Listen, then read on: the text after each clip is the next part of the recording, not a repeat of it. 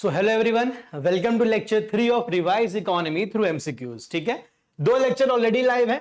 Revise polity through MCQs already चल रही है, लेक्चर 10 तक वहां पे लाइव हो चुका है। अब ये लेक्चर 3 लेकर आ गए। यहां पे हम पढ़ेंगे प्राइमरी मार्केट, सेकेंडरी मार्केट, जो बेसिकली पार्ट है किसका, कैपिटल मार्केट का, और साथ ही हम पढ़ेंगे मनी मार्केट क्या होती है। दोनों पार्ट है किसका, फाइनेंशियल मार्केट का। डिफरेंस समझेंगे, अलग अलग इंस्ट्रूमेंट्स को देखेंगे जहां से क्वेश्चन पूछता है।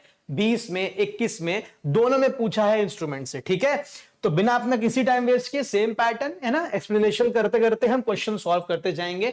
जहां पे यूपीएससी घुमाता है उसको भी देखेंगे। ठीक है, चले तो पहले तो ये देख लो भाई, जरा व्हाट्सएप चैनल बन चुका है, ज्वाइन कर लो। अगर आपको वीडियो अच्छे लगते हैं सारी इंफॉर्मेशन यहां पे मिलेगी। फाइनली चैनल बन गया है और ये है लोगो, ये है नाम। व्हाट्सएप पे जाओ, चैनल पे उसको सर्च करो, फटाफट ज्वाइन कर लो। ओके, सारे पीडीएफ्स, सारी इंपॉर्टेंट अनाउंसमेंट्स, प्रैक्टिस क्वेश्चन, सब कुछ आपको यहीं पे इंपॉर्टेंट अपडेट्स मिलेगा।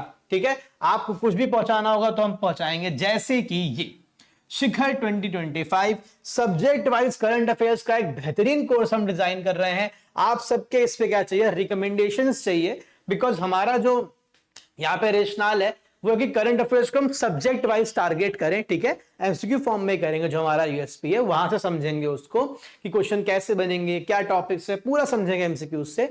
बट इसमें हमने सब्जेक्ट्स इंक्लूड करे हैं वो हैं साइंस एंड टेक, एनवायरमेंट और इकोनॉमी। अगर आप ऐसे कोई सब्जेक्ट चाहते हो इसके अलावा जो इसमें इंक्लूडेड हो, देखो बताओ। इस कोर्स में और जो इंक्लूड कर रहा हूं वो है कि लेक्चर्स रहेंगे आपको समझाते हुए, प्रैक्टिस पीडीएफ दी जाएंगी आपको, एक मेंटरशिप सेशन भी आपको दिया जाएगा जिसमें आप सिर्फ करंट अफेयर्स नहीं, तैयारी के किसी भी क्षेत्र से आप मेंटर से बात कर सकते हो, क्या ले सकते हो, उनसे सलाह ले सकते हो। ये सब रहने वाला है इस कोर्स में। मार्च के लास्ट वीक पे उसको हम लाइव करेंगे कोर्स को। ठीक है, और इसमें कैसे एनरोल करना है, क्या प्रोसेस है, एक डेडिकेटेड वीडियो आपके पास आ जाएगी और व्हाट्सएप चैनल पे उसकी इंफॉर्मेशन मिल जाएगी। अपने सजेशंस हैं जो भी वो इसके साथ साझा करिए हमारे साथ इस कोर्स से रिलेटेड। ठीक है, शिखर 2025 the current affairs course specifically targeting UPSC prelims 2025। ठीक है, समझ गए आप। चलो अब आ जाते हैं अपनी बातचीत पे, है ना। Consider the following regarding money market. पहले तो जरा जो हमारा यूजुअल तरीका है उस पर हम बात करेंगे कि क्या है भाई फाइनेंशियल मार्केट। ठीक है, फाइनेंशियल मार्केट, उसके दो आर्म्स हैं। पहला जो है वो आपका, आप मान लो मनी मार्केट, दूसरा जो है वो है कैपिटल मार्केट। दोनों ही पैसा रेज करने की मार्केट है, बट जो तरीके हैं, जो यहां पे गाइडलाइंस हैं, जो यहां पे रिक्वायरमेंट्स हैं, जो टेन्योर्स हैं, और जो पैसा रेज करने का क्या इंटेंशन है, रेगुलेटर्स जो है, इन दोनों के बेसिस पे दोनों मार्केट अलग हो जाती हैं। हालांकि दोनों ही पैसा रेज करने की मार्केट है, इसीलिए फाइनेंशियल मार्केट में आती है। ठीक है, इसके अंदर आप जाओगे आपको फिर प्राइमरी और सेकेंडरी मार्केट भी दिखेगी, वो भी समझेंगे क्या होता है। तो जरा एक बेसिक डिफरेंस समझ लेते हैं। सबसे फंडामेंटल डिफरेंस जो है वो ये है कि मनी मार्केट किस लिए, एक साल से, यहां लिख देता हूं लेस देन, एक साल से कम के पीरियड के लिए पैसा उठाने के लिए क्या है, जानी जाती है। मतलब यहां पे जो भी इंस्ट्रूमेंट्स हैं मनी मार्केट इंस्ट्रूमेंट्स, लाइक अभी पढ़ेंगे पूरा डिटेल में आगे, T bills, commercial bills, certificate of deposit, commercial papers, call money, ये सब क्या है, ये मनी मार्केट इंस्ट्रूमेंट्स है। क्यों? बिकॉज इन इंस्ट्रूमेंट्स के थ्रू उठाया गया पैसा मार्केट से एक साल तक के लिए ही अवेलेबल रहता है। ठीक है, मतलब उनकी maturities are not more than 1 year. Okay, फिर आपको अगर लॉन्ग टर्म उठाना है पैसा, ठीक है, एक साल से ज्यादा के लिए उठाना है, तो फिर आपके पास क्या ऑप्शन है भाई, तो आपके पास कैपिटल मार्केट है, जहां पे आप देखते हो शेयर्स, डिबेंचर्स, बॉन्ड्स, ये सब कैपिटल मार्केट इंस्ट्रूमेंट्स हैं। फिर उसमें आती है प्राइमरी मार्केट, सेकेंडरी मार्केट। अभी पढ़ते हैं डिटेल में क्या होता है। ठीक है, ये बेसिक है। यहां पे रेगुलेटर कौन है, RBI is the regulator of money market. लेकिन जो आप कैपिटल मार्केट में आते हो तो एक स्पेसिफिकली बॉडी बनाई गई है, 1992 में पास करा गया SEBI act, securities and exchange board of India, है ना, ये बनाया गया। सेबी को कौन नहीं जानता है भाई, है ना, सेबी को सब जानते हैं, माफ करिएगा। ओके, सबने हर्षद मेहता की स्टोरी देखी है, स्कैम 1992, तो सेबी को सब जानते हैं और जानते हैं कि सेबी का क्या रोल है, कितना बड़ा इस देश में जो स्टॉक मार्केट है उसमें उसका रेगुलेटरी कह लीजिए, या फिर मेन तो रोल रेगुलेटरी है। ठीक है, तो वो रहता है। ठीक, ये है बेसिक आउटलाइन। अब हम इसके अंदर जाएंगे और हर चीजों को डिटेल से देखेंगे। ठीक है भाई, चलो पहला क्वेश्चन देखते हैं। Consider the following statements regarding money market. It is that type of market which caters to short term borrowing. बिल्कुल ठीक है। अब बोलोगे शॉर्ट मतलब कितना शॉर्ट? भाई मेरे लिए 1 साल शॉर्ट है, आपके लिए 2 साल शॉर्ट है, किसी के लिए 6 महीना शॉर्ट है। नहीं, in the context of financial market 1 साल से कम के पीरियड को शॉर्ट टर्म पीरियड बोलते हैं। ठीक है, short term borrowings requirements with maturity period of to 1 year. बिल्कुल ठीक है मनी मार्केट के कॉन्टेक्स्ट में। Treasury bills, commercial papers, debentures are examples of money market. Debentures आ गया, ये होता है लॉन्ग टर्म इंस्ट्रूमेंट, तो ये स्टेटमेंट गलत हो गया। ओके, समझ गए इस बात को? तो ये हो गया गलत। हो गया क्या? इज और are correct, that is 1 only. ठीक, समझ गए? अभी आगे स्पेसिफिकली क्वेश्चन है ट्रेजरी बिल्स पे, कमर्शियल पेपर्स पे और डिवेंचर्स पे। ठीक है, कहीं जाना मत, पूरे कॉन्सेप्ट क्लियर होके जाएंगे यहां से। Which of the following statements regarding call money is not correct? Now, what is call money? Imagine करो, आपको आज कभी ऐसा कभी हुआ है आपके साथ कि आपके अकाउंट में मिनिमम बैलेंस कम हो रहा हो, या फिर कोई ईएमआई कटने वाली हो, तो आपके पास उस दिन पैसा नहीं है, आपको पता है कि कल परसों में पैसा आ जाएगा, तो अपनी इतनी शॉर्ट टर्म ओवरनाइट जिसे हम लोग बोलते हैं, अपनी मनी मैनेजमेंट के लिए या मनी नीड्स के लिए किसी दोस्त को फोन करा कि हाँ भाई जरा यार 1,000 रुपए भेजियो, जरा 2,000 भेजियो, एक पैसा है, एक बिल कटना है। अक्सर करते हैं सब लोग। सेम उस तरीके से इमेजिन करो, आपका एक दोस्त एक बैंक है और दूसरा दोस्त दूसरी बैंक है। जितनी भी बैंक्स हैं वो आपस में कॉल मनी मार्केट में ऑपरेट करती हैं अपनी very very short term money needs की क्या करने के लिए? पूर्ति करने के लिए। ठीक है, एक बैंक दूसरे बैंक को फोन लगाएगी, बोलेगी यार एक दिन के लिए इतना पैसा चाहिए, दे दो। ठीक है, फ्री में नहीं देगा, देयर इज इंटरेस्ट रेट। ठीक, याद रखना इस बात को। तो call money refers to short term borrowings and lending usually for a period ranging from overnight to 14 days. ठीक, अब इस स्टेटमेंट में एक चीज समझनी है कि ये स्टेटमेंट तो ठीक है, लेकिन अब क्या होने लगा है, जो एक दिन तक का पैसा होता है ना, उसको तो कॉल मनी बोल देते हैं। ठीक है, लेकिन जो एक दिन से ज्यादा और 14 दिन तक के पैसे होते हैं, उसको अब नोटिस मनी बोलने लगे हैं। नोटिस मनी, ठीक है, एक नया टर्म आ गया है, इसको याद रखना। नोटिस मनी, राइटिंग बहुत गंदी है मेरी। ठीक है, क्या बोलते हैं भाई?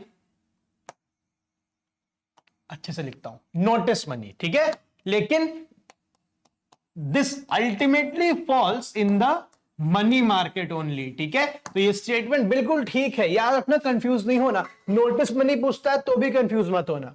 The interest rate on call money transaction is called the call rate. बिल्कुल ठीक है। कौन डिसाइड करता है? आरबीआई? नहीं, क्या होता है? डिमांड एंड सप्लाई फोर्सेस पे। ठीक है, एक बैंक को ज्यादा जरूरत है, उसने बोला हम 1% इंटरेस्ट देंगे, दूसरी बैंक ने बोला कि नहीं नहीं हम 2% देने को तैयार है, हमें दो। ठीक, तो उसे मिल जाएगा। ठीक है, which fluctuates based on market liquidity conditions। ठीक है, बिल्कुल ठीक है। मार्केट में पैसे का क्रंच है तो इंटरेस्ट रेट ज्यादा चला जाएगा, क्योंकि डिमांड ज्यादा है, सप्लाई कम है। मार्केट में लिक्विडिटी कम है, पैसा कम है, तो फिर क्या होगा? नहीं भाई, समझा चुका हूं। लिक्विडिटी ज्यादा है, पैसा बहुत है, तो डिमांड कम है, सप्लाई ज्यादा है, तो इंटरेस्ट रेट नीचे आ जाएगा। बेसिक इकोनॉमिक्स है ना, बिल्कुल ठीक है। NBFCs are active participants in the call money market। नहीं, NBFCs are not allowed to operate in money market। याद रखिएगा, call money market, money market में तो हम माफ करेगा, कॉल मनी के टर्म्स पे NBFC are not allowed to participate। Call money transactions are secured requiring collateral. बिल्कुल भी नहीं, कॉमन सेंस भी लगाओ ना। ओवरनाइट फंड्स के लिए कोलेटरल कहां से आएगा? ठीक, जब तक कोलेटरल देंगे, सबमिट करेंगे, तब तक तो सुबह ही हो जाएगी। क्या ओवरनाइट? ठीक है, एक दो दिन तो उसमें बीत जाएगा। नहीं, they are unsecured, they do not require collateral. Okay, तो भाई क्या ठीक पूछ रहा है? 1 and 2 इज नॉट करेक्ट पूछ रहा है, तो आंसर हो जाएगा 3 and 4 बी। ठीक है, क्लियर है, समझ गए? चलो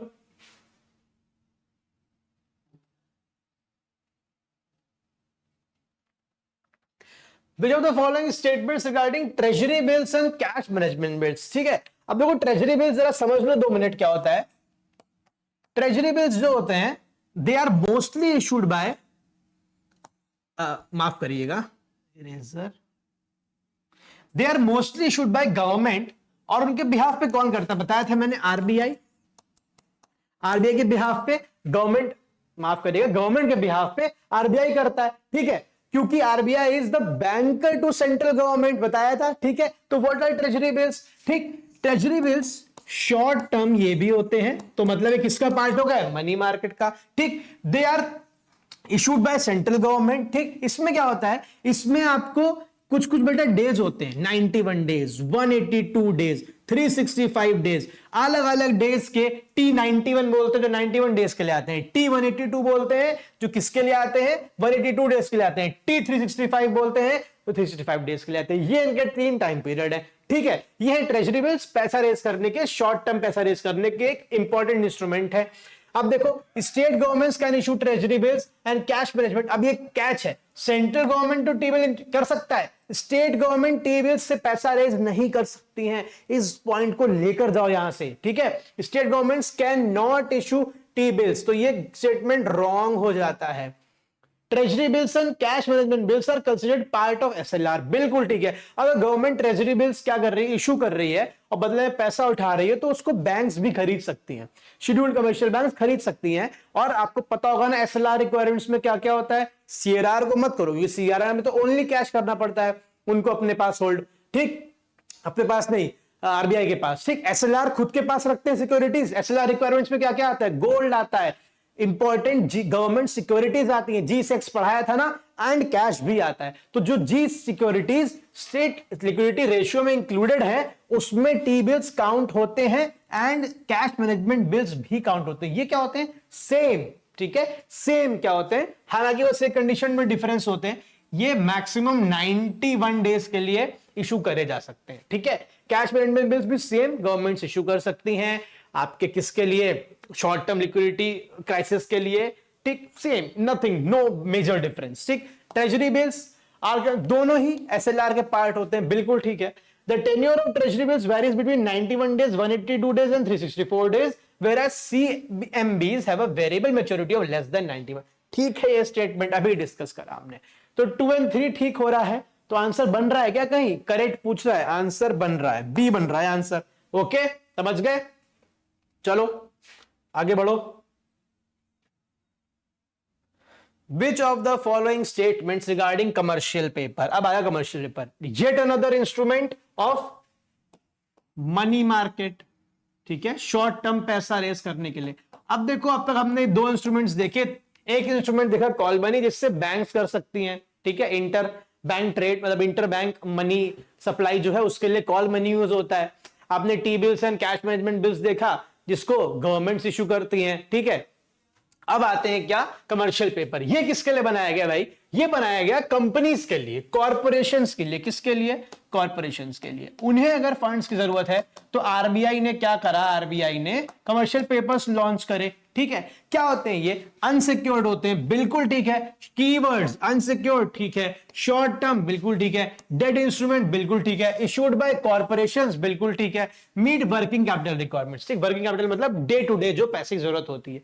स्टेटमेंट में इकोनॉमी में यही है, 2 ही चीजों पे खेलता है इकोनॉमी, एक कॉन्सेप्ट और दूसरा कीवर्ड्स। अगर फैक्चुअल क्वेश्चन है तो कीवर्ड्स पे खेलेगा, अगर एक्सप्लेनेशन बात करिएगा, अगर अंडरस्टैंडिंग बेस्ड क्वेश्चन है तो कॉन्सेप्ट पे खेलेगा, ठीक है। हमने इन्फ्लेशन में देखा, जैसा हमने बैंकिंग में देखा, रेपो रेट बढ़ रहा है, घट रहा है, एसएलआर बढ़ रहा है, घट रहा है, क्या इफेक्ट पड़ रहा है, वहां अंडरस्टैंडिंग पे भी खेलेगा। फैक्चुअल क्वेश्चन जैसे कि यहाँ पे कीवर्ड्स पे खेलेगा। याद रखिएगा, अनसिक्योर्ड होता है, शॉर्ट टर्म होता है, डेट इंस्ट्रूमेंट होता है, कॉर्पोरेशंस इशू करती हैं वर्किंग कैपिटल के लिए। अगर यहां पे कुछ भी चेंज कर देता ना, सिक्योर्ड कर देता, गलत हो जाता, लॉन्ग टर्म कर देता, गलत हो जाता, कॉर्पोरेशन से गवर्नमेंट कर देता, गलत हो जाता, वर्किंग कैपिटल के जगह वो आपको फिक्स्ड कैपिटल कर देता, तो गलत हो जाता, ठीक है। स्टेटमेंट ठीक हो गया फिलहाल। Commercial bills are typically issued at a premium and redeemed at face value upon maturity. अब देखो ये क्या होता है, 2 तरीके के इंस्ट्रूमेंट्स होते हैं। आप कोई चीज, कोई इंस्ट्रूमेंट या फिर कोई बॉन्ड या कोई पेपर या कोई स्कीम में इन्वेस्ट करो, वहां से आपको ये कि मैंने पैसा लगाया है यहां, मुझे इससे इंटरेस्ट मिलेगा, ईयरली, क्वार्टरली, मंथली, आप मुझको 2% मिलता रहेगा, 3% मिलता रहेगा। एक ये तरीका होता है पैसे लगाने का, ठीक। एक तरीका होता है जो ज्यादातर आप बॉन्ड्स में पढ़ोगे, जीरो कूपन बॉन्ड्स, है ना। हालांकि बॉन्ड्स आपके ज्यादातर बॉन्ड्स 1 साल से ज्यादा के होते हैं, तो वो कैपिटल मार्केट में आते हैं। एग्जाम्पल के लिए समझा रहा हूं, सेम लागू होता है कमर्शियल पेपर के लिए। ये लोग क्या होते हैं, मान लो गवर्नमेंट ने निकाला कि गवर्नमेंट ने 100 रुपए फेस वैल्यू, एक बॉन्ड 100 रुपए का है, ठीक है, एक बॉन्ड निकाला, इसकी वैल्यू है 100 रुपए, मैंने वो बॉन्ड खरीदा, ठीक है, मैं क्या करूंगा, जब मान लो इसकी 5 साल मैच्योरिटी है कि 5 साल बाद ये बॉन्ड मैच्योर होगा, ठीक, तो क्या मैकेनिज्म रहता है कि इशू करते टाइम ये अपनी फेस वैल्यू पे नहीं बिकते हैं, ये बिकते हैं डिस्काउंटेड वैल्यू पे। फॉर एग्जांपल 80 रुपए में बिकेगा, जिस बॉन्ड की वैल्यू 100 रुपए है फेस वैल्यू, वो 80 रुपए में बिकेगा, ठीक, मान लिया 80 रुपए में बिका। अब आज मैंने इसको 80 रुपए में खरीदा, 5 साल बाद मैं इसको किस पे, इसकी फेस वैल्यू पे 100 रुपए पे रिडीम कर सकता हूं। मतलब 5 साल बाद जब मैं बॉन्ड गवर्नमेंट को वापस करूंगा तो गवर्नमेंट बदले मुझे 80 नहीं तो 100 रुपए देगी, जो 20 रुपए है वो मेरी कमाई। मतलब इंटरेस्ट नहीं मिल रहा है, मुझे इंटरेस्ट नहीं मिल रहा है, सीधा मुझे क्या मिल रहा है, जो प्रीमियम मिल रहा है, जो उसकी इशूड वैल्यू थी वो थी डिस्काउंटेड, और फेस वैल्यू वो जिसपे मुझे वो मिल रहा है वापस, इसके बीच का डिफरेंस है वो मेरी कमाई है। समझ गया आप, डिस्काउंटेड वैल्यू, ये क्या है, फेस वैल्यू, बीच का जो डिफरेंस है वो है क्या, हमारी कमाई, ठीक। एक और टर्म होती है इट इज प्रीमियम, अगर वो 100 रुपए का है तो वो 110 में मिलता है। आप कहोगे सर कोई बेवकूफी होगा जो प्रीमियम पे बॉन्ड खरीदेगा, नहीं बेटा, कई तरीके के क्या पढ़े, फिलैंथ्रोपिस्ट पढ़े, जो ग्रीन बॉन्ड्स पढ़ोगे, क्लाइमेट बॉन्ड्स पढ़ोगे, बहुत चला है आजकल कॉन्सेप्ट, वो अगर आपको क्या करना है, पैसा देना है for the benefit of environment, for the society, that is brilliant, वहां पे आप प्रीमियम पे इशू करे जाते हैं बॉन्ड्स, ठीक है, समझ गए आप। मतलब आज आपने 120 रुपए का बॉन्ड खरीद लिया प्रीमियम पे, कल को जब वो बॉन्ड मैच्योर होगा अपने 5 साल बाद तो आपको बदले में 100 रुपए देगा, तो 20 रुपए वो हैं आपने जो एक्स्ट्रा दिए वो एनवायरमेंट के लिए जाएंगे, ठीक है। Green bond is big example. तो ये प्रीमियम पे इशू नहीं होता है, ये इशू होता है डिस्काउंट पे, याद रखना, डिस्काउंटेड वैल्यू पे। तो ये हो जाता है स्टेटमेंट गलत, ठीक है। Only companies with high credit rating from recognised credit rating agencies, ठीक है, जैसे कि कौन सा है, क्रिसिल है इंडिया में, ठीक है, पढ़ाया था जब बैंकिंग पढ़ा रहा था, ठीक, कैन इशू का, बिल्कुल ठीक है। अगर सारी कंपनी करने लग जाएंगी फिर तो कितनों का पैसा ले लेके भाग जाएंगी, है ना। तो इसीलिए जिनकी क्रेडिट रेटिंग क्या है, हाई है, एक सर्टेन पैरामीटर सेट करा जाता है, वो ही कंपनी इशू कर सकती है, बिल्कुल ठीक है। आरबीआई रेगुलेट्स द, बिल्कुल, मनी मार्केट का रेगुलेटर आरबीआई होता है। 1 2 3 ठीक है, 1 2 3 तो ऑप्शन में ही नहीं है। अच्छा, इज नॉट करेक्ट, देखो यही तो है बस दिक्कत, तो क्या हो जाएगा भाई, 2 only is not correct. Okay, समझ गए, सब समझ में आ रहा है। With reference to the Indian economy, consider the following statements. Commercial paper is a short term, ये PYQ है भाई, PYQ है, देखो, commercial paper is a short term unsecured promissory note, बिल्कुल ठीक है, अभी देखा, ठीक। आपको कैसे प्रोमिसरी नोट क्या होता है, यही होता है प्रोमिसरी नोट, एक तरीके से प्रॉमिस करा गया, वहां समझो कि जब ये मैच्योर हो जाएगा तब आपको इतना पैसा देंगे इसके बदले, ठीक है, यही है, ठीक। शॉर्ट टर्म है, अनसिक्योर्ड है, ठीक हो गया। Certificate of deposit is a long term instrument. अब सर्टिफिकेट ऑफ डिपॉजिट क्या होते हैं, देखो, सर्टिफिकेट ऑफ डिपॉजिट क्या होते हैं, बैंक्स के संदर्भ में समझते हैं इसको, ठीक है, बैंक्स भी इशू कर सकते हैं क्योंकि, तो हम उनके संदर्भ में समझते हैं, आसान हो जाएगा। आप किसी बैंक के पास गए, bank certificate of deposit issue कर रहा है, ठीक है, आपने क्या करा, आपने बैंक से सर्टिफिकेट ऑफ डिपॉजिट ले लिया, बदले में अपना पैसा दे दिया, ठीक। सर्टिफिकेट ऑफ डिपॉजिट थोड़े से इंटरेस्टिंग है, क्या है, आप मान लो इनकी 5 साल की 5 साल तो नहीं हो सकता, इनकी 1 साल की मैच्योरिटी, क्यों नहीं हो सकता 5 साल, बिकॉज ये शॉर्ट टर्म होते हैं ना, 1 साल की मैच्योरिटी है, आपने अपना पैसा बैंक को दिया सर्टिफिकेट ऑफ डिपॉजिट में, आपको लगा कि मुझे अच्छा रिटर्न मिल रहा है, अपना पैसा आपने इन्वेस्ट कर दिया बैंक के पास, ठीक है, आपको बदले में सर्टिफिकेट ऑफ डिपॉजिट मिल गया, ठीक। अब आपको लग रहा है 6 महीने बाद कि यार मुझे तो पैसे की जरूरत है, मुझे तो पैसे की जरूरत है और मुझे 1 साल नहीं रुकना है, ठीक है, 1 साल नहीं रुकना है, तो आप क्या कर सकते हो, इनके साथ एक अच्छी बात यह है कि ये नेगोशिएबल होते हैं और ये ट्रांसफरेबल होते हैं। आप कल को किसी दूसरी बैंक के पास जा सकते हो और वो सर्टिफिकेट ऑफ डिपॉजिट दिखा के बोल सकते हो कि देखो फलानी फलानी बैंक ने मुझे सर्टिफिकेट ऑफ डिपॉजिट क्या करा है, इशू करा है, आप देख लो क्या है, ठीक है, वेरीफाई करेगा, ठीक है, वो बोलेगा यार तुम मुझसे खरीद लो, मुझसे 1 साल नहीं रुका जा सकता, मेरे पास फंड की जरूरत है, तुम खरीद लो मुझसे, वो बैंक आपसे खरीद लेगी सर्टिफिकेट ऑफ डिपॉजिट और उतना पैसा आपको दे देगी। अब इसमें उसका क्या फायदा है बैंक का, मैंने बोला दीज आर नेगोशिएबल, बैंक आपसे क्या करेगी, नेगोशिएट करेगी। आपके सर्टिफिकेट ऑफ डिपॉजिट की वैल्यू 100 रुपए है, बैंक बोलेगी ना भाई 100 में क्यों खरीदूं, मेरे को फायदा क्या है, बैंक आपसे कम में खरीद लेगी, आपसे 80 में खरीद लेगी, आपको क्योंकि अर्जेंट नीड है, आपका पैसा फंसा हुआ है, आप कम पैसे में मान जाओगे और बैंक का फायदा हो जाएगा जब वो जाके उस बैंक से उसको अपने टाइम पे रिडीम कराएगी। समझे? ठीक, तो फिर कहां फंस गई बात? फंस गई कि लॉन्ग टर्म नहीं शॉर्ट टर्म होता है। ओके, गलत। और आरबीआई टू अ कॉर्पोरेशन भी नहीं होता है। Okay, call money is a short term finance use for interbank transaction, बिल्कुल ठीक है, अभी समझाया। तो 1 और 3 तो ठीक हो रहे हैं, 2 गलत हो रहा है। अब देख लो, zero coupon bond are the interest bearing short term bonds issued by the scheduled commercial banks to corporations. ठीक है, पहली बात तो ये इंटरेस्ट बियरिंग नहीं होता है, शॉर्ट टर्म भी नहीं होते हैं इन जनरल। बॉन्ड जो होते हैं वो लॉन्ग टर्म ही होते हैं। मान लेते हैं कि कोई बॉन्ड 1 साल के मैच्योरिटी के साथ आ भी गया तो उसको हमने शॉर्ट टर्म में गिन लिया, but they are not interest bearing. ठीक है, बॉन्ड्स इंटरेस्ट बियरिंग करते हैं, ऐसा मत कर लेना कि बॉन्ड्स ही इंटरेस्ट बियरिंग नहीं होते हैं, पर बॉन्ड्स कई तरीके के होते हैं। ठीक है, जो जीरो कूपन बॉन्ड्स की बात हो रही है ये इंटरेस्ट बियरिंग नहीं होते हैं। ठीक, जीरो कूपन बॉन्ड क्या होते हैं भाई, जो समझाया, issued at a discounted price and they are redeemed at face value, जो डिफरेंस होता है वो कमाई होती है। ठीक है, तो ये भी गलत हो गया। 1 and 3 आर करेक्ट है क्या?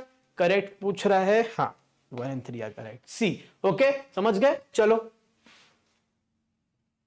फटाफट आगे बढ़ते हैं। सर्टिफिकेट ऑफ डिपॉजिट आ गया, they are issued by scheduled commercial banks and financial institutions, बिल्कुल ठीक है। They are unsecured negotiable money market instruments, बिल्कुल ठीक है, अनसिक्योर्ड होते हैं और नेगोशिएबल भी होते हैं। एक बात याद रखना, अनसिक्योर्ड वर्ड बात बाहर आ रहा है, एक अंडरस्टैंडिंग देता हूं जो कि 99 पॉइंट आपको पढ़ना तो पड़ेगा ही, this can not be the thumb rule. ठीक है, पर मनी मार्केट्स के जो ज्यादातर इंस्ट्रूमेंट्स होते हैं ना, एक अंडरस्टैंडिंग लेके इसलिए दे रहा हूं बिकॉज जो भी पढ़ोगे उसके बाद तो अच्छे से याद कर पाओगे। मनी मार्केट के जो इंस्ट्रूमेंट्स होते हैं वो ज्यादातर अनसिक्योर्ड ही होते हैं बिकॉज वो शॉर्ट टर्म होते हैं और इंटरेस्ट रेट यूजुअली उनमें हाई होता है। ठीक है, जस्ट बिकॉज वो अनसिक्योर्ड होते हैं। ठीक, नेगोशिएबल होते हैं, कैसे बताया? Issued by bank tenure between 7 days and 1 year, बिल्कुल ठीक है, कोई भी तीनों में दिक्कत नहीं है, तो आंसर हो जाएगा डी आपका। ओके, समझ गए?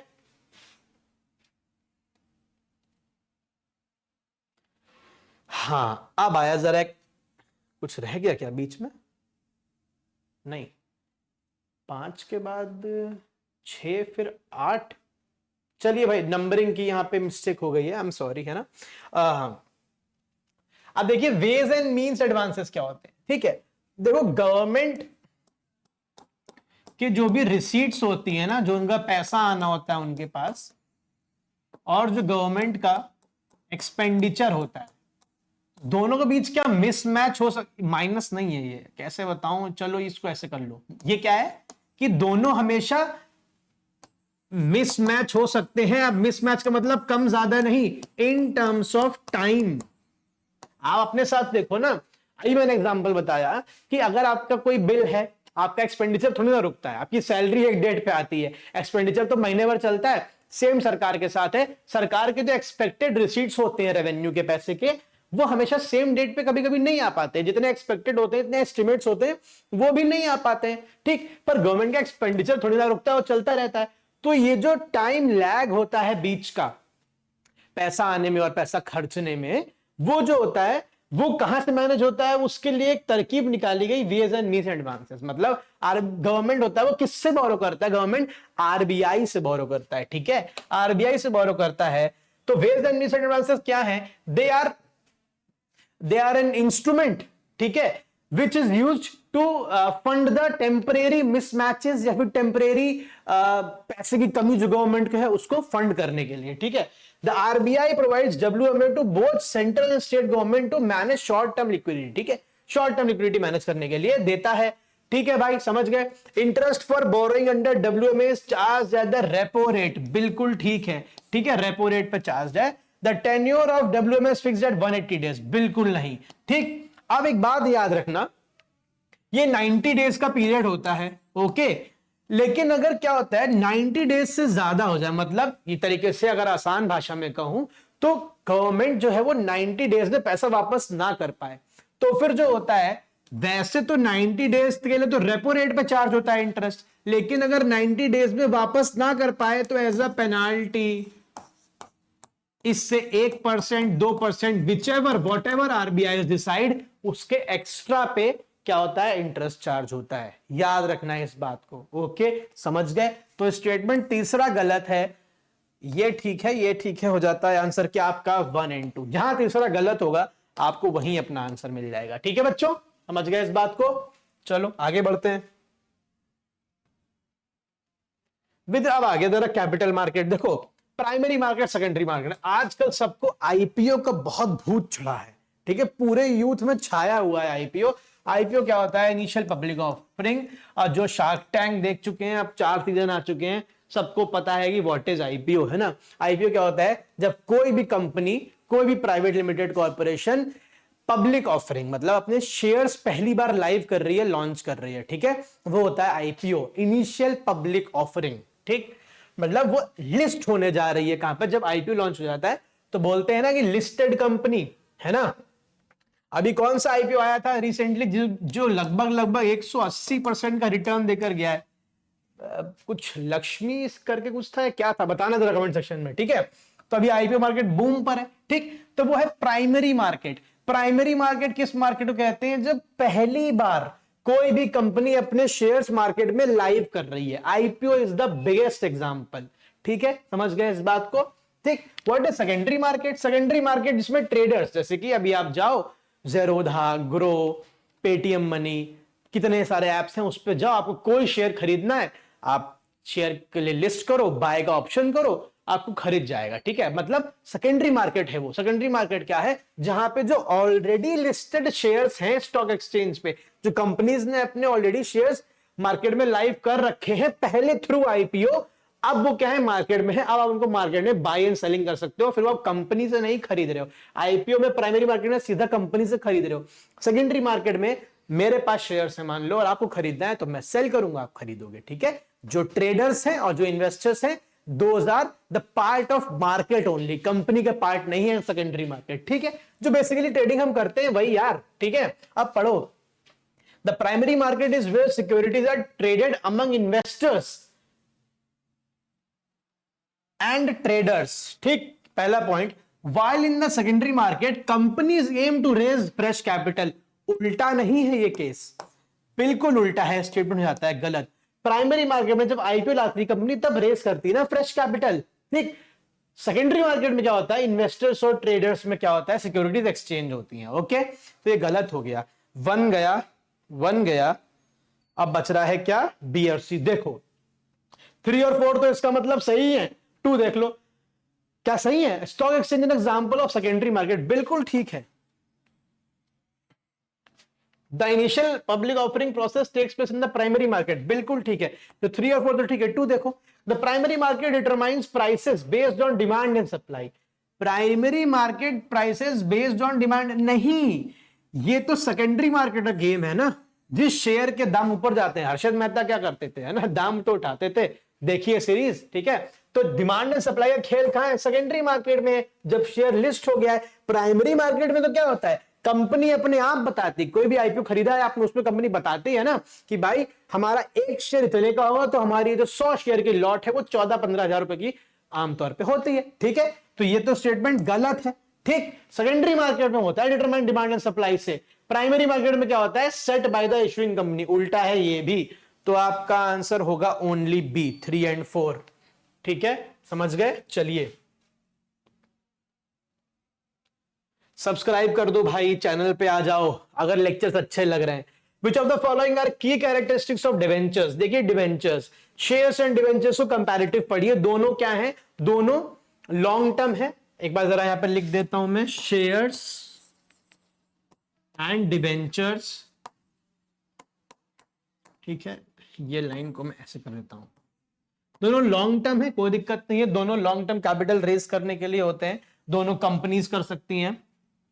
ये क्या होते हैं? ये अगर आप खरीदते हो तो आपको ओनरशिप मिलती कंपनी की।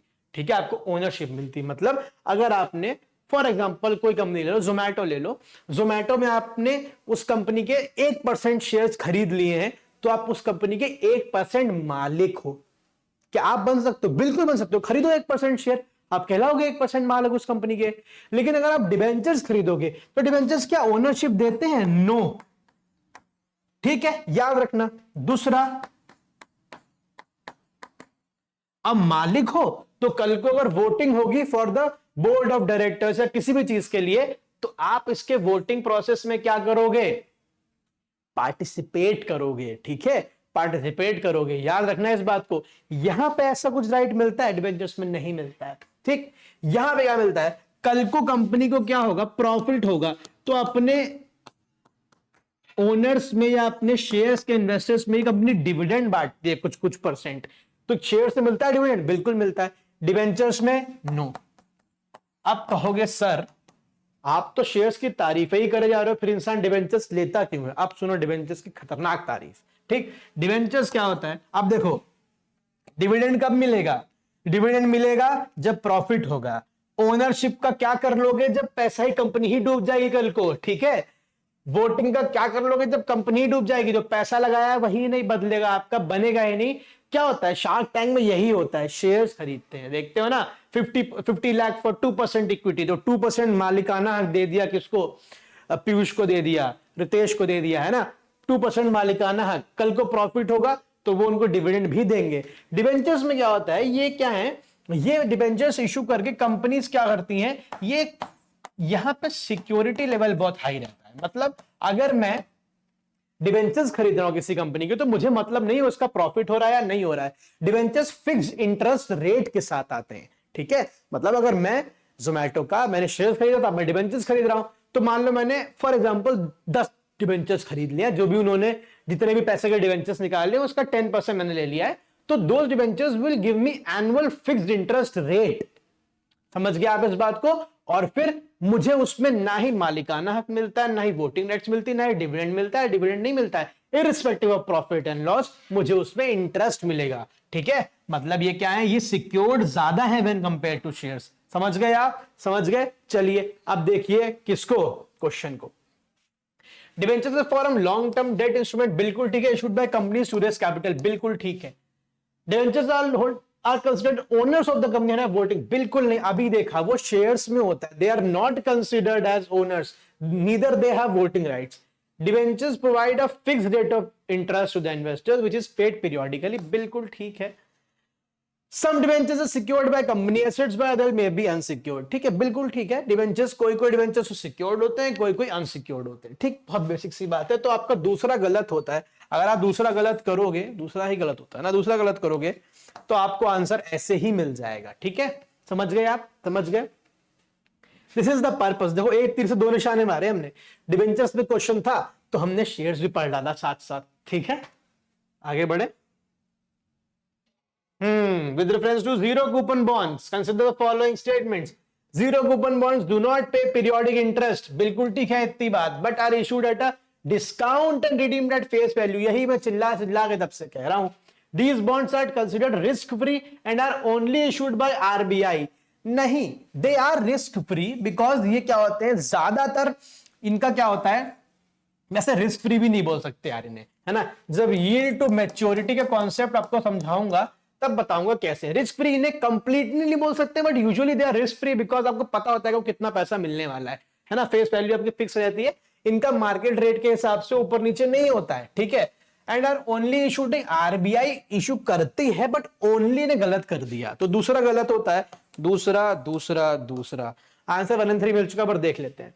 The difference between the issue price and the redemption value represents the investor. समझाया ना। आपका इशू प्राइस डिस्काउंटेड 80 में, फेस वैल्यू है 100, कल को जब वापस मिलेगा तो 100 रुपए मिलेंगे, 20 रुपए कमाई, वही बोला है। 3 तो हो गया भाई आंसर सी, मिल चुका था। ओके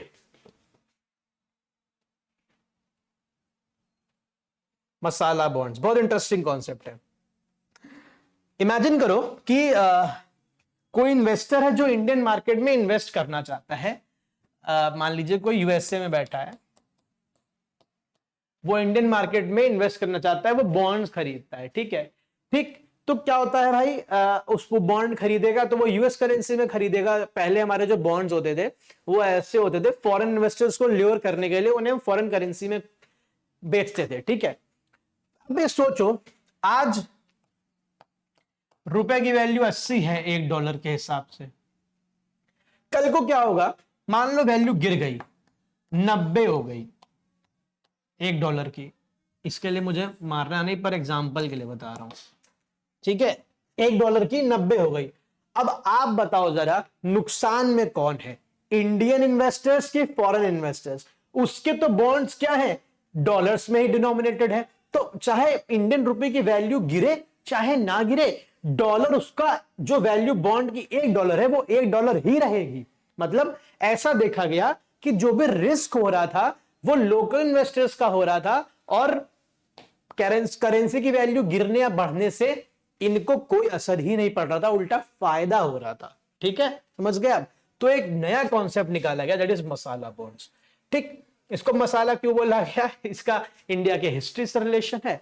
मसाला स्पाइसेस के लिए इंडिया हैज बीन फेमस, तो वहीं से मसाला बॉन्ड्स आएगा, बिकॉज ये इंडिया का इनोवेशन है एक तरीके से। तो इसमें क्या करा जाता है, इसमें जो भी बॉन्ड्स इशू करे जाते हैं वो रुपी में डिनोमिनेट करके इशू करे जाते हैं। ठीक है, to eliminate the risk of, अगर रिस्क नहीं बोलेंगे, ये करेंगे, अगर क्या सही लैंग्वेज बोलनी चाहिए कि अगर कल को पैसे की या रुपए की वैल्यू ऊपर नीचे बढ़ती है, डिनोमिनेट होती है, तो जो रिस्क इन्वॉल्व है उसके साथ वो केवल लोकल इन्वेस्टर्स को नहीं, वो किसको झेलना पड़े, वो झेलना पड़े भाई जो बॉन्ड खरीदने वाला है, बायर है। ठीक है, बायर है। ओके, समझ गया आप इस बात को? ठीक, और जो इशुअर है, जिसने इशू करा है बॉन्ड को, उसके रिस्क को बायर के साथ शेयर करा जा सके। समझ गए, समझ गए? ठीक है, देख लेते हैं। Masala bonds are rupee denominated bonds issued outside India by Indian entities. ठीक है, समझो ना, बहुत बेसिक सी बात है यार। अगर मैं बॉन्ड इशू कर रहा हूं कल को, ठीक, तो मुझे उसको डॉलर में पे करना है। ठीक है, तो लॉस किसका होगा यार? कल मुझे $1 पे करने के लिए $80 लगाना पड़ रहा था, अब मुझे उसको तो डॉलर में ही पे करना है। रुपए का वैल्यू गिर गया तो नुकसान तो मेरा, अब मैं $90 लगाऊंगा तब $1 पे कर पाऊंगा। तो इस नुकसान को क्या करने के लिए, कम करने के लिए, ठीक है, ये रुपी डिनोमिनेटेड बॉन्ड्स होते हैं। ठीक, समझ गए आप इस बात को? The purpose of issuing masala bond is to enable Indian companies to raise funds from foreign investors while avoiding currency exchange risk. अभी तो ये समझाया, ठीक, टू बिल्कुल ठीक है।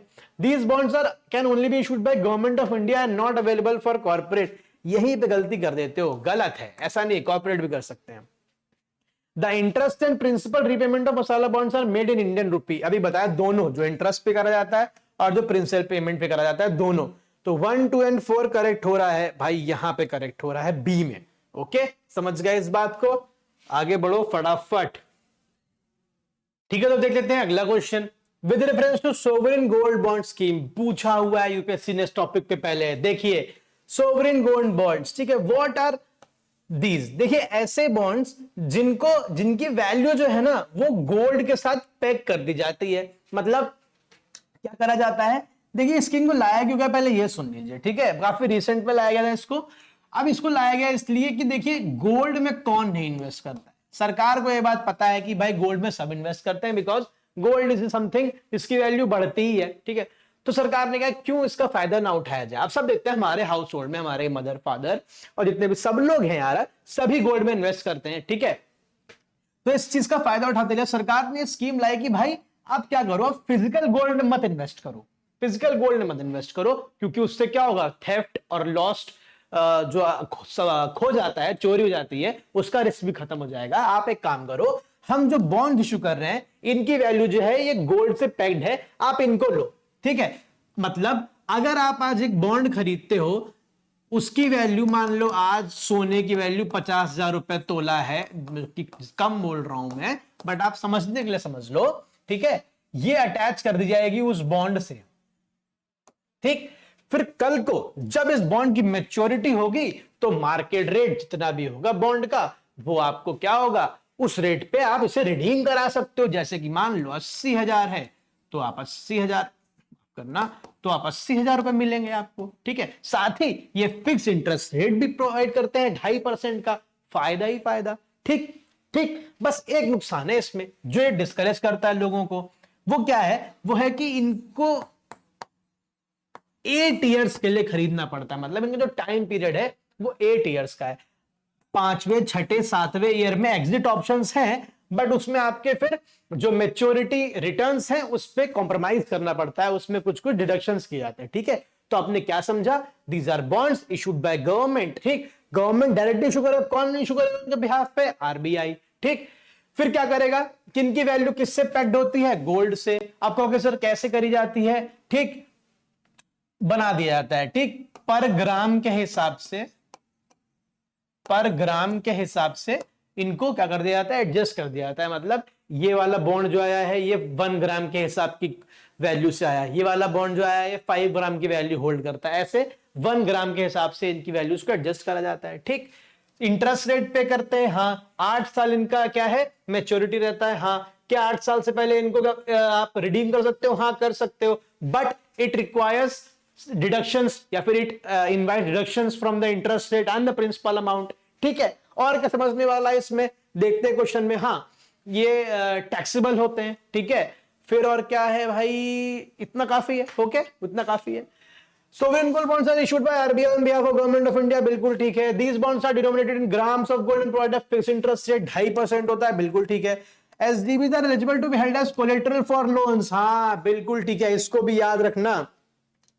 द कैपिटल गेन, हाँ ये भी बहुत न्यूज में है, यहां से क्वेश्चन बन सकता है। कैपिटल गेन्स टैक्स को, इस स्कीम को प्रमोट करने के लिए, सोवरेन गोल्ड बॉन्ड की स्कीम को प्रमोट करने के लिए कैपिटल गेन्स टैक्स इसको क्या कर दिया गया है, फ्री कर दिया गया है, एग्जेम्प्ट कर दिया गया है, ठीक है, ठीक है। मतलब अगर 50,000 इन्वेस्ट किए थे और 80,000 मिल रहे हैं तो 30,000 आपका कैपिटल गेन्स हो गया। अब ये मत आ जाना टेक्निकलिटी लेके, सर 12 लाख तक ये होता है, 7 लाख तक ये होता है, ये एग्जाम्पल के लिए समझा रहा हूं। तो कैपिटल गेन्स हो गया, अगर ये एग्जेम्प्ट ना होता तो इस 30,000 पे टैक्स लगता, कैपिटल गेन्स टैक्स, बट इसको प्रमोट करने के लिए कैपिटल गेन्स टैक्स यहां से एग्जेम्प्ट करा हुआ है, ओके। तो भाई क्या ठीक होता है, आपके सारे ही ठीक हो जाते हैं ना, हाँ 1 2 3 एंड 4, ओके ठीक। चले आगे, अब आ गया किसके बारे में, सेबी के बारे में, ठीक है। सेबी कौन से बेटा एक्ट से बनी थी, सेबी एक्ट 1992, ओके 1992। बताना कमेंट सेक्शन में सही बोल रहा हूं या गलत बोल रहा हूं, ठीक है, बताना। Consider the following functions, regulating business on stock exchanges and other security markets, ठीक है, बिल्कुल ठीक फंक्शन है सेबी का। Registering and regulating depositories, custodian of securities and credit rating agencies, बिल्कुल ठीक है फंक्शन सेबी का। Formulating India fiscal policy and setting tax rates on capital, नहीं, फिस्कल पॉलिसी यही गलत हो गया, किसका है, गवर्नमेंट ऑफ इंडिया का। मॉनेटरी पॉलिसी आरबीआई का है, सेटिंग टैक्स रेट्स गवर्नमेंट का है, गलत, यहीं पे गलत होता है। 3 हटाओ, 3 हटाओ, 2 यहां से आंसर मिल गया है, बट एक बार देख लेते हैं। प्रिवेंटिंग इनसाइडर ट्रेडिंग, अरे क्या बात कर दी, बिल्कुल ठीक है, 1 2 एंड 4, ओके ठीक है। चलो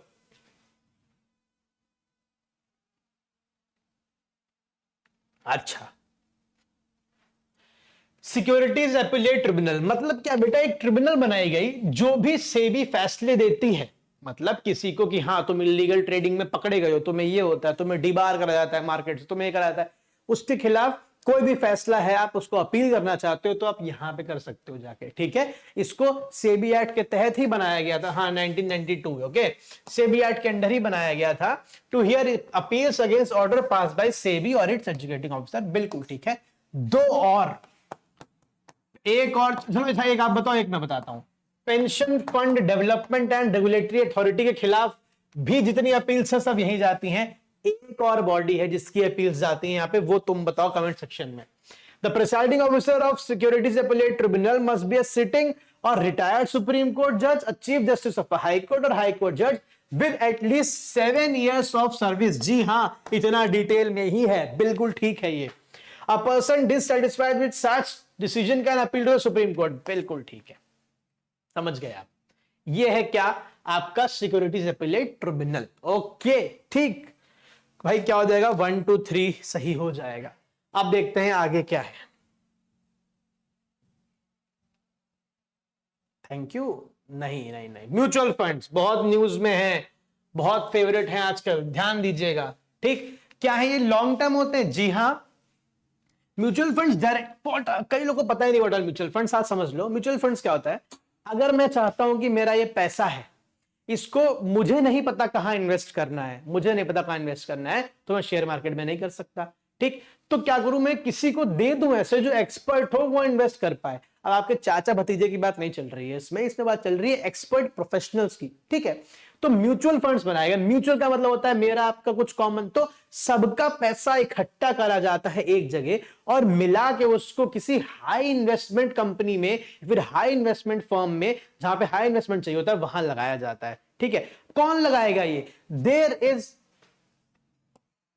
there are asset management companies specifically formed for this purpose, investing the पैसा of mutual fund into target, क्या कहेंगे उसको, इनटू टारगेट इन्वेस्टर्स या फिर टारगेट कंपनीज, कुछ भी कह लो, टारगेट फंड्स, ठीक, इन्वेस्ट करा जाता है। याद रखना एसेट मैनेजमेंट कंपनीज। इनको रेगुलेट कौन करता है? सीधी सी बात बताया मैंने, अगर लॉन्ग टर्म रेगुलेशन है, लॉन्ग टर्म मार्केट की बात हो रही है, कैपिटल मार्केट की, कौन आ जाता है सीन में? सेबी आ जाता है। सेबी ही रेगुलेट करता है। जो एमसीज है are bound to invest in share market and are barred from investing in debt market. ऐसा बिल्कुल भी नहीं है, वो शेयर मार्केट में भी ये पैसा इन्वेस्ट कर सकते हैं और डेट मार्केट में भी कर सकते हैं। डेट मार्केट क्या है? डेट मार्केट हो गई जैसे कि बॉन्ड्स, ओके, समझ गए आप, बिल्कुल ठीक। तीनों नहीं, आर बार्ड फ्रॉम इन्वेस्टिंग, गलत हो गया, 3 तो गलत हो गया, तो 1 and 2 ओनली करेक्ट हो गया। ओके चलो, अब तो थैंक यू है ना, आगे थैंक यू हो गया, ठीक है। तो ये थे आपकी फाइनेंशियल मार्केट, हर एक हम लोगों ने एरिया अच्छे से कवर कर लिया। कुछ अगर छूट गया और लग रहा हो बता दो कमेंट सेक्शन में, हो जाएगा, ठीक है। इकोनॉमी सीरीज चलती रहेगी, पॉलिटी सीरीज चलती रहेगी, पूरा खत्म कराएंगे। और शिखर के बारे में क्या कहना है बिल्कुल बताना, मेरा तो बहुत ही फेवरेट प्रोजेक्ट हो रहा है वो, मुझे मजा आता है ऐसे एरियाज में जाने में जहां पे चैलेंज हो। शिखर 2025 को हम एक चैलेंज की तरह ले रहे हैं, ओके, समझ जाओ भाई, यही हो रहा है। ओके चलिए, शिखर 2025 के बारे में बताइएगा। व्हाट्सएप चैनल ज्वाइन कर लीजिए, चैनल सब्सक्राइब कर लीजिए और शेयर करिए वीडियो ज्यादा से ज्यादा अगर आपको पसंद आ रहे हैं। Okay, thank you so much, keep studying, good night.